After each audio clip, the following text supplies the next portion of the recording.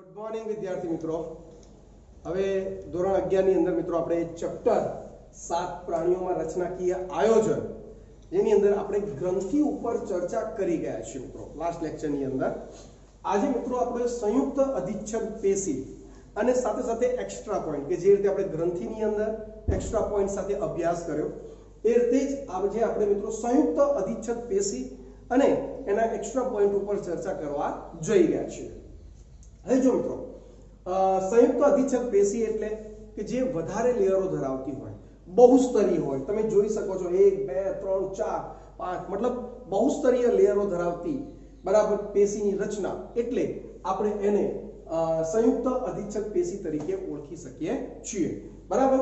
જો શું કહે છે, તેઓ એક કરતા વધારે સ્તર એટલે કે બહુસ્તરીયની બનેલી હોય છે અને આથી સ્ત્રાવ અને શોષણમાં તેની ભૂમિકા સીમિત હોય છે. મિત્રો હા, અહીંયા એક વસ્તુ ખાસ ક્લિયર કરી દઉં કે આ પેશીનું સ્ત્રાવ અને શોષણમાં વધારે ઇન્ટરેસ્ટ નથી. આ પેશી રક્ષણાત્મક કાર્યમાં વધારે ઇન્ટરેસ્ટેડ છે. બરાબર. તો એક પોઈન્ટ આપણે જોઈ શકીએ કે સરળ અધિચ્છદ પેશી સ્ત્રાવ અને શોષણમાં વધારે ઇન્ટરેસ્ટેડ છે, મતલબ કે કાર્યરત છે. તો આજે બહુસ્તરીય મતલબ કે સંયુક્ત અધિચ્છદ પેશી મિત્રો આપણને અહીંયા આપેલું છે. જો તેનું મુખ્ય કાર્ય રાસાયણિક અને યાંત્રિક તાણ સામે રક્ષણ પૂરું પાડવાનું છે. બરાબર. રાસાયણિક કોઈ ઘટકો હોય અથવા તો બીજું કોઈ પ્રેશર આવતું હોય, ઘસારો આવતો હોય, રેડી, તો એની સામે રક્ષણ પૂરું પાડવાનું કાર્ય કરે છે. ક્યાં જોવા મળે તો કે તે ત્વચાની શુષ્ક સપાટી જેમ કે આપણું આ લેયર છે તે મિત્રો, મુખ ગુહાની ભીની સપાટી, રેડી, આગળ કંઠનળી, લાળ ગ્રંથિઓ અને સ્વાદુપિંડ નલિકાઓની અંતઃ સપાટી. બરાબર. એની અંદર ખાસ આપણી આ સંયુક્ત અધિચ્છદ પેશીની હાજરી જોવા મળે છે. બરાબર. અહીંયા મિત્રો એટલી ચર્ચા કરી રહ્યો છું જે પહેલા શરૂઆતમાં એનસીઈઆરટીમાં આપ્યું છે તે જ. બરાબર. એ પૂર્ણ થાય પછી આના જ વસ્તુ એક્સ્ટ્રા પોઈન્ટ સાથે ચર્ચા કરીશું. Right, okay. હવે કોષીય જોડાણ. પહેલો પેરેગ્રાફ સંયુક્ત અધિચ્છદ પેશીનો છે, બીજો પેરેગ્રાફ મિત્રો કોષીય જોડાણનો છે. બરાબર. હા, એક વસ્તુ ક્લિયર કરી દો કે સંયુક્ત અધિચ્છદ પેશીનું સૌથી અંદરનું નીચેનું ઘનાકાર કોષોની ગોઠવણી થયેલી અંકુરણીય સ્તર આવ્યું છે. કયું સ્તર મિત્રો? અંકુરણીય સ્તર. માલપીધીય સ્તર તરીકે પણ ઓળખવામાં આવે છે. કારણ કે અહીંયા સીધી વસ્તુ છે, ઘસારો થવાનો છે. આપણે પડી જઈએ છીએ તો સ્કિન ઘસારો અનુભવે છે કે નહીં? તો ઘસારો પામી ઉપરના કોષો નાશ પામશે જ મુક્ત સપાટીના. તો જે પાયાના જે અંકુરણીય સ્તર છે, જે ઘનાકાર કોષો છે, એનું કાર્ય એક જ કોષ વિભાજન પામી નવા કોષોનું લેયર ઉમેરવું. મતલબ આ લેયર ઘસાઈ જાય એટલે આ ચપટું બની જશે અને એની સ્થાને આ નવું કોષ વિભાજન પામી એક બીજું નવું લેયર ઉમેરી કાઢશે. કયું સ્તર? અંકુરણીય સ્તર. ખ્યાલ આવી ગયો? જેના કારણે આપણી સ્કિન ટોટલી ઘસાઈ જતી નથી, નવા નવા લેયર એની અંદર બનતા હોય છે. બરાબર. એટલા માટે મિત્રો આ લોકોને સ્ત્રાવ શોષણમાં ઇન્ટરેસ્ટ નથી. બરાબર. આ લોકો ફક્ત ને ફક્ત તમને રક્ષણ આપવા માટે યાંત્રિક તાણ સામે, મતલબ રાસાયણિક અને યાંત્રિક તાણ સામે રક્ષણ પૂરું પાડવાનું કાર્ય કરે છે એવું આપણે કહી શકીએ છીએ. ચલો, ક્લિયર છે? ખ્યાલ આવી ગયો વિદ્યાર્થી મિત્રો? ઓકે. આગળ કોષીય જોડાણ. કોષોને જોડવાની વાત ચાલે છે મિત્રો. તો જુઓ, આ અધિચ્છદના બધા જ કોષો એકબીજા સાથે ઓછા આંતરકોષીય પદાર્થો દ્વારા જોડાયેલા રહે છે. મતલબ સરળ અધિચ્છદ હોય કે સંયુક્ત અધિચ્છદ પેશી એકદમ નજીક નજીક આ કોષોની ગોઠવણી થયેલી જોવા મળે છે. બરાબર. અને આંતરકોષીય પદાર્થો દ્વારા શું છે? જોડાયેલા છે. બરાબર. લગભગ બધી જ પ્રાણી પેશીઓના કોષોમાં વિશિષ્ટ જોડાણ વ્યક્તિગત કોષોને રચનાત્મક અને કાર્યાત્મક જોડાણ પ્રદાન કરે છે.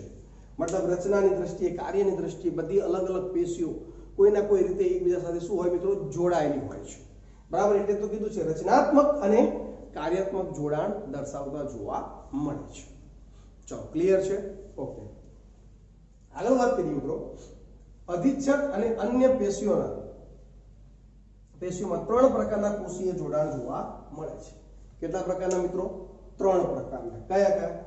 દ્રઢ જોડાણ, ટાઇટ જંક્શન, અભિલગ્ન અને અવકાશીય જોડાણ એટલે કે ગેપ જંક્શન. એ પ્રકારે 3 પ્રકારે જોડાણ રચાતા જોવા મળે છે. રાઈટ. તો હવે એની વાત કરીએ મિત્રો આપણે.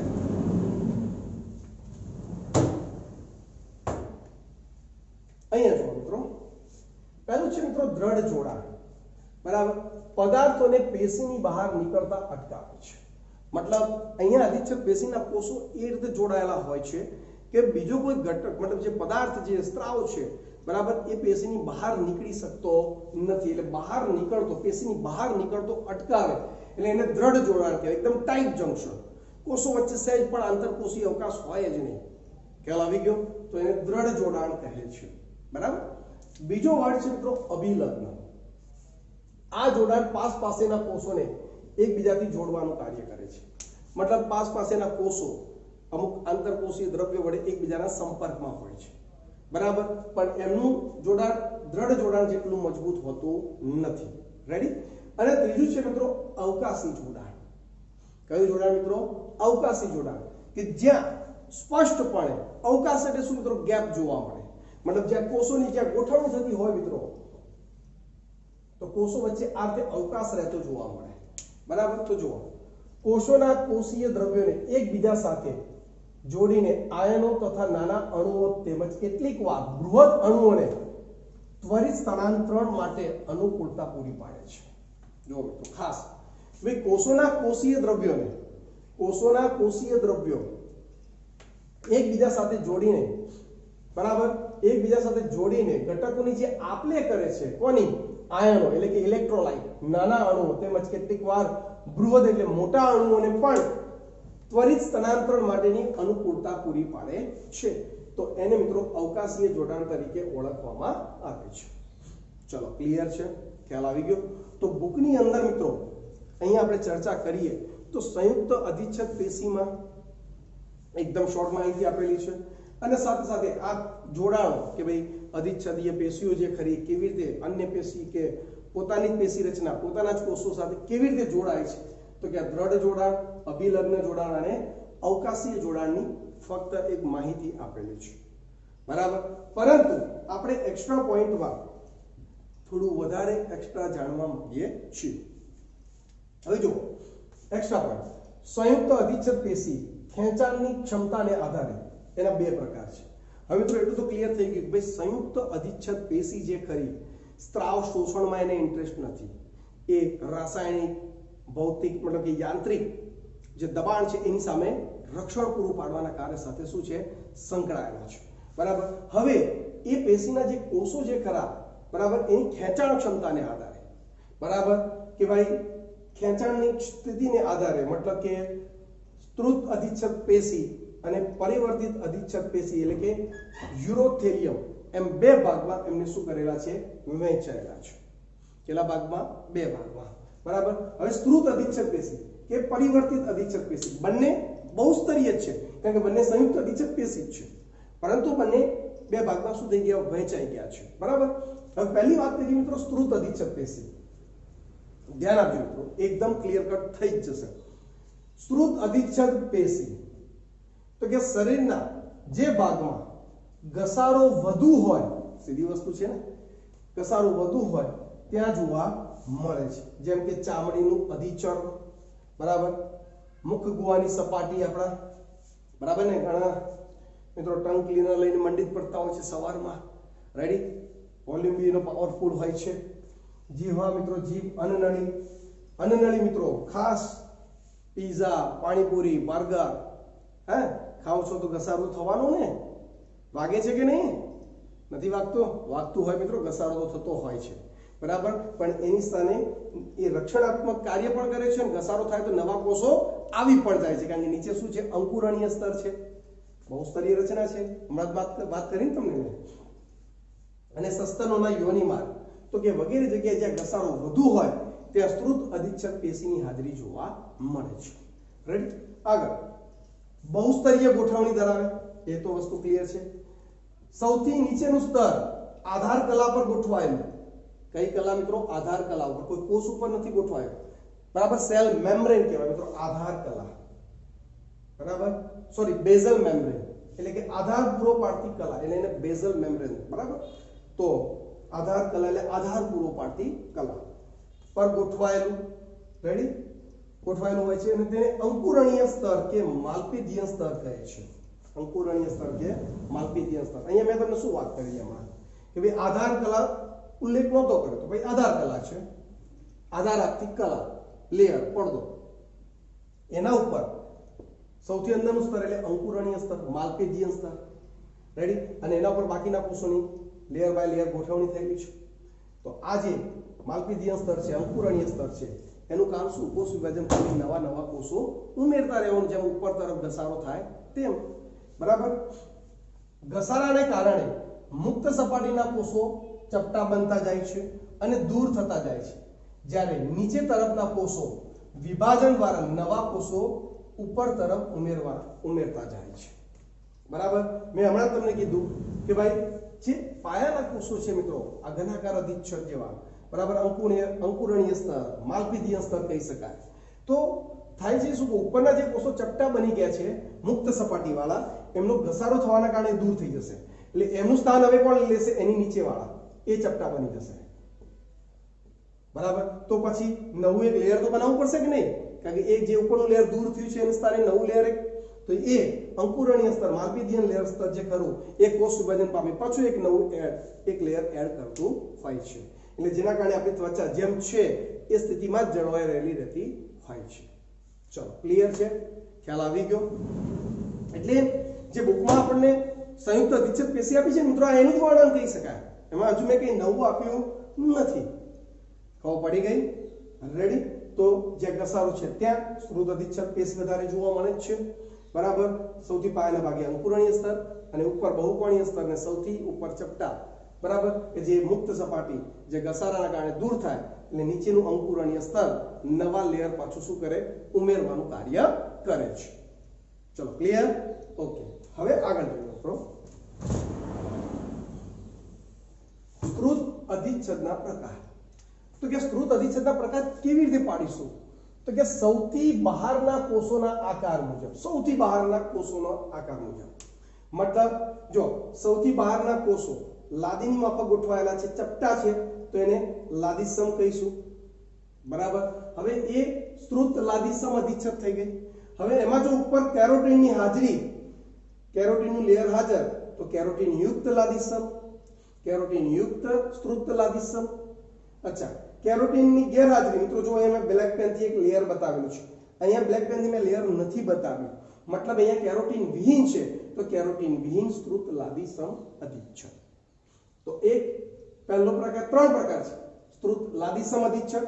પછી જેના કોષો સૌથી ઉપર, અંદરનું લેયર બધાનું સરખું જ છે મિત્રો, જુઓ અંદર પાયાના ભાગે જો બધાના અંકુરણીય સ્તર ઘનાકાર, બરાબર, પછી બધા જ બહુકોણીય અથવા તો આપણે એમ કહી શકીએ શંકુ આકાર જેવી રચના, એ ટાઈપની રચના કહી શકાય. તો બધામાં એ ટાઈપના 2 થી 4 લેયરો છે. પણ સૌથી ઉપરનું લેયર એટલે કે સૌથી બહારનું લેયર ચપટું છે, લાદી જેવું છે, તો કે સ્ત્રોત લાદીસમ અધિચ્છદ. ઘનાકાર છે, તો કે ઘનાકાર સ્ત્રોત લાદીસમ અધિચ્છદ.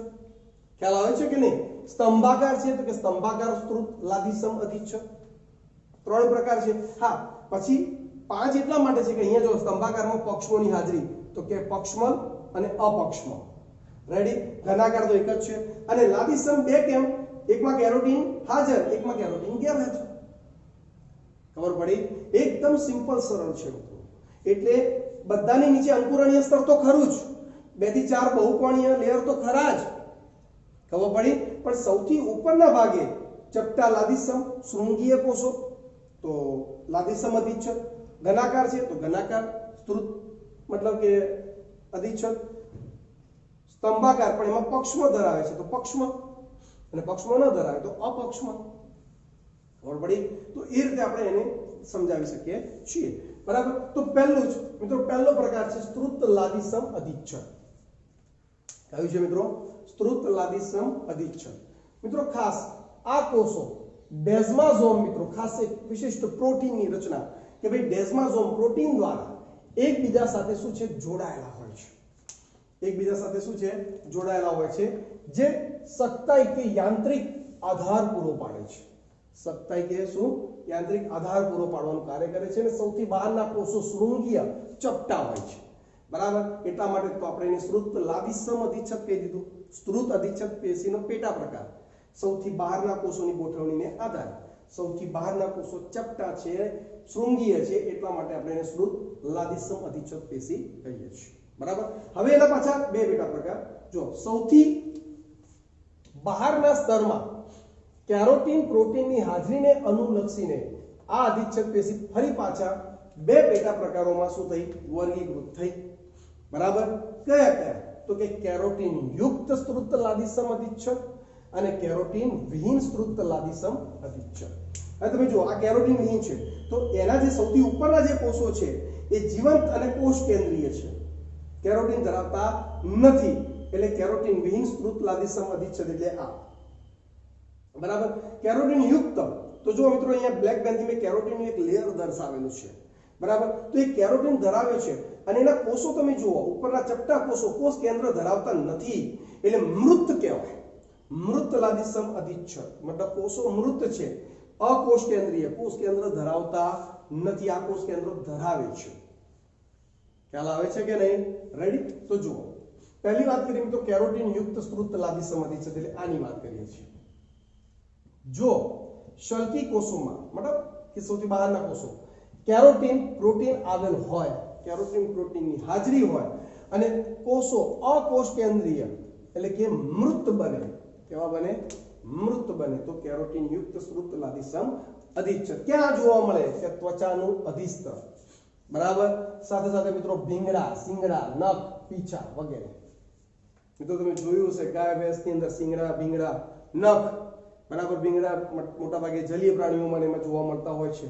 આપણા નખ, નહોર જે કહીએ છીએ તે, પક્ષીઓના પીછા બરાબર કેવું મજબૂત હોય છે અને નિર્જીવ હોય છે. નખ કાપો છો, નેલ કટ કરતા હો છો મિત્રો તો દુખાવો થાય છે નહીં બરાબર. તો કારણ કે ત્યાં કેરોટીન યુક્ત અને ત્યાંના કોષો નિર્જીવ થઈ ગયા છે કારણ કે અકોષ કેન્દ્રીય છે, મૃત બનેલા છે એટલે એક રક્ષણાત્મક લેયર બનાવે છે. ખ્યાલ આવે છે કે નહીં મિત્રો? તો એ કેરોટીન યુક્ત સ્ત્રુતલાદિસમ અધિચ્છદ છે. ચલો ક્લિયર? આગળ વાત કરીએ કેરોટીન વિહીન સ્ત્રુતલાદિસમ અધિચ્છદ. તો કે જો કેરોટીન પ્રોટીન ગેરહાજર હોય, કેરોટીન પ્રોટીન ગેરહાજર હોય, કોષો કોષ કેન્દ્રીય અને જીવંત હોય છે, કોષો કોષ કેન્દ્રીય અને જીવંત હોય છે.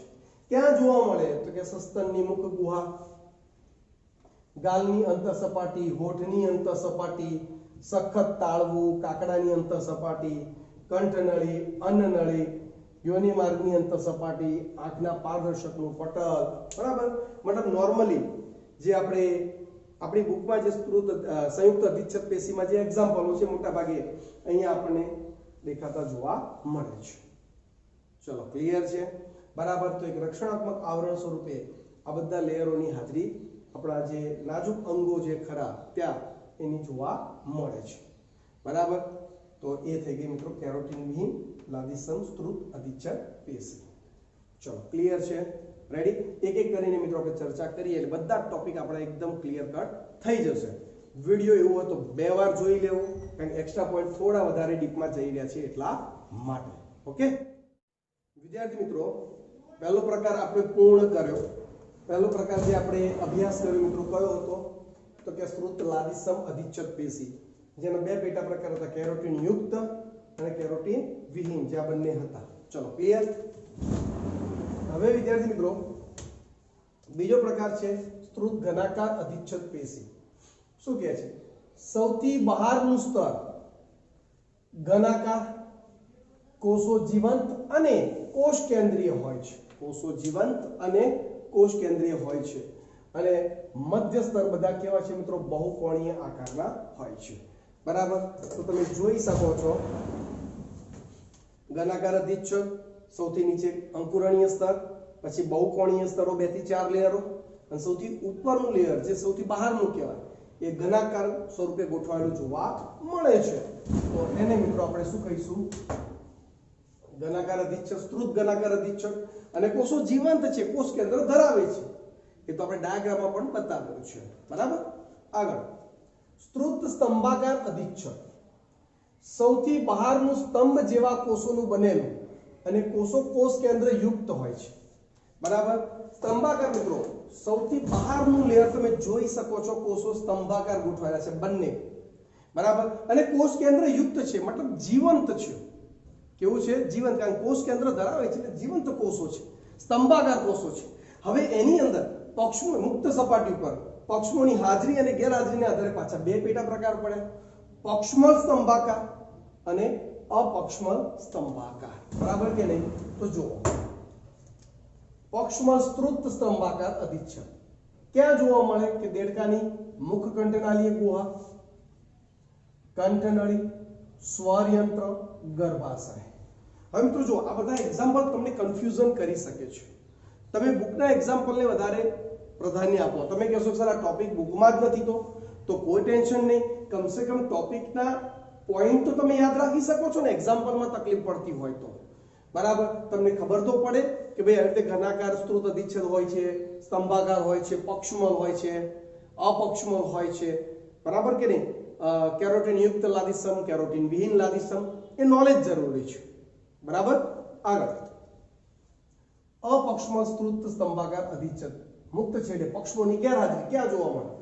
નરના મૂત્ર માર્ગનો દૂરસ્થ ભાગ, નરના મૂત્ર માર્ગનો દૂરસ્થ ભાગ અને ઘાટી ઢાંકણ જેવા વિસ્તારોમાં અપક્ષમલ સ્ત્રુત સ્તંભાકાર અધિચ્છદ પેશી જોવા મળે છે. ચલો ક્લિયર છે? આગળ હવે તો એ થઈ ગઈ મિત્રો સ્ત્રુત કઈ સ્ત્રુત અધિચ્છદ પેશીની વાત થઈ, બરાબર. હવે પરિવર્તિત અધિચ્છદ પેશી જેને યુરોથેલિયમ પણ કહે છે મિત્રો. પરિવર્તિત અધિચ્છદ પેશી ખાસ ઉત્સર્ગ અંગોમાં જોવા મળે છે. ઉત્સર્ગ અંગોના જે માર્ગ જે ખરા એની અંદર એની હાજરી જોવા મળે છે. હવે આની વિશેષતા શું છે મિત્રો? આમાં આધાર કલા ગેરહાજર છે. આગળની આપણે સરળ અધિચ્છદ પેશી હોય કે સંયુક્ત સ્ત્રુત અધિચ્છદ પેશી હોય, આધાર કલા એટલે મેં તમને કીધું બેઝલ મેમ્બ્રેન હોય અને એના ઉપર કોષોની ગોઠવણી થયેલી હોય છે. આ નીચે મેમ્બ્રેન હોય. અકોષીય કલા જેને સાદી ભાષામાં કહેવું હોય, અકોષીય કલા, બરાબર. પરંતુ અહીંયા આધાર કલા ગેરહાજર હોય છે. પણ મિત્રો ઘણીવાર મેં જોયેલું પણ છે કે અમુક રેફરન્સ બુકોમાં એમ કહે છે કે વિશ્રામી અવસ્થામાં આધાર કલા હોય છે, બરાબર. પણ ખેંચાણવાળી સ્થિતિમાં, કઈ સ્થિતિમાં મિત્રો? ખેંચાણવાળી સ્થિતિમાં આધાર કલા ગેરહાજર રહે છે, બરાબર. પણ અહીંયા ઓકે બેની અલગ પાડવું છે મિત્રો કે ભાઈ પેલામાં આધાર કલા હાજર છે, અહીંયા આધાર કલા ગેરહાજર છે, એવું કહી શકીએ આપણે. તો કે આધાર કલા ગેરહાજર હોય છે. આથી સૌથી અંદરનું સ્તર પ્રત્યક્ષ રીતે નીચે આવેલી સંયોજક પેશી ઉપર ગોઠવાયેલું હોય છે, બરાબર. કારણ કે આપણી અધિસ્તરની નીચે સંયોજક પેશીની હાજરી જોવા મળે છે. તો એ સંયોજક પેશી ઉપર સીધું જ એની ગોઠવણી થયેલી જોવા મળે છે. રેડી? એટલે આધાર કલાનો શું છે? અભાવ છે. રેડી? સૌથી બહારના સ્તર પર પાતળું ક્યુટિકલ આવેલું હોય છે અને આ પેશીને જલ પ્રતિરોધક બનાવે છે, બરાબર. સૌથી બહારના સ્તરમાં શું હોય? પાતળું ક્યુટિકલ નું એક લેયર આવેલું હોય છે જે આ પેશીને જલ પ્રતિરોધક બનાવે છે, મતલબ પાણી સામે એને એક પ્રકારનું રક્ષણ પૂરું પાડવાનું કાર્ય કરે છે. ક્યાં જોવા મળે? ઉત્સર્ગ અંગોના માર્ગમાં ખાસ જોવા મળે છે, જેમ કે મૂત્રપિંડ, નિવાપ, રિનલ પેલ્વિસ. ઉત્સર્જન તંત્રમાં આપણે એને ડીપમાં અભ્યાસ કરીશું. મૂત્રવાહિની, મૂત્રાશય, નર મૂત્ર માર્ગનો નિકટવર્તી ભાગ, મતલબ તમે જોઈ શકો છો ટોટલી ઉત્સર્ગ એકમ સાથે સંકળાયેલી રચનાઓમાં તમને પરિવર્તિત અધિચ્છદ પેશી જોવા મળે છે, બરાબર. અને ખેંચાણ અનુભવતા સેલ કહી શકીએ મિત્રો. કારણ મૂત્રાશય તમે સમજો, મૂત્રાશય એક કોથળી છે કે જેની અંદર આખા મતલબ દિવસ દરમિયાન જે મૂત્રનું નિર્માણ થાય ને કિડનીમાંથી મૂત્ર બધું મૂત્રવાહિની દ્વારા મૂત્રાશયમાં જમા થતું હોય. તો મૂત્રાશય જેમ જેમ ભરાતું જાય તેમ તેમ ખેંચાણ અનુભવે. પછી એની એક ક્ષમતા આવી જાય એટલે પછી તો ભાઈ મૂત્ર ત્યાગની ક્રિયા આવે જેના કારણે એની સંકોચન પ્રેરાઈને મૂત્ર ઉત્સર્જિત થતું જોવા મળે છે. મતલબ ખેંચાણ સહન કરવાની ક્ષમતા પરિવર્તિત અધિચ્છદ પેશીમાં જોવા મળે છે. ચલો ક્લિયર? તો પેલા લોકોનું ખેંચાણ ઓછું, મતલબ અહીંયા ખેંચાણ વધારે. પેલા લોકો આધાર કલા ઉપર ગોઠવાયેલા છે, અહીંયા આધાર કલાની અભાવ અથવા તો ખેંચાણવાળી સ્થિતિમાં આધાર કલાનો અભાવ એવું આપણે કહી શકીએ છીએ. ચલો ક્લિયર છે વિદ્યાર્થી મિત્રો? તો અહીંયા આપણે જોઈ શકીએ છીએ મિત્રો કે આજે આપણે સંયુક્ત અધિચ્છદ પેશી, બરાબર, અને એક્સ્ટ્રા ટોપિક એના અભ્યાસ કર્યો. રેડી? તો અહીંયા મિત્રો આપણી અધિચ્છદ પેશીનો ટોપિક સંપૂર્ણપણે શું થાય છે? પૂર્ણ થાય છે. આગળ ફરી પાછી નવી સંયોજક પેશી કે બીજી કોઈ પેશીનો અભ્યાસ કરીશું. આશા રાખું કે દરેક વિદ્યાર્થીઓને એક્સ્ટ્રા પોઈન્ટ સાથે આ બધા જ ટોપિક ક્લિયર કટ થઈ ગયા હશે. અને ખાસ મિત્રો આ જે ડાયાગ્રામ ખરા, જ્યારે આ ટોપિક એક્સ્ટ્રા પોઈન્ટ હોય તો આવા રફલી દોરી કાઢજો કે જેથી તમને ક્યારેક બી જોવો તો વાંધો આવે નહીં. ચલો ક્લિયર? Okay, good.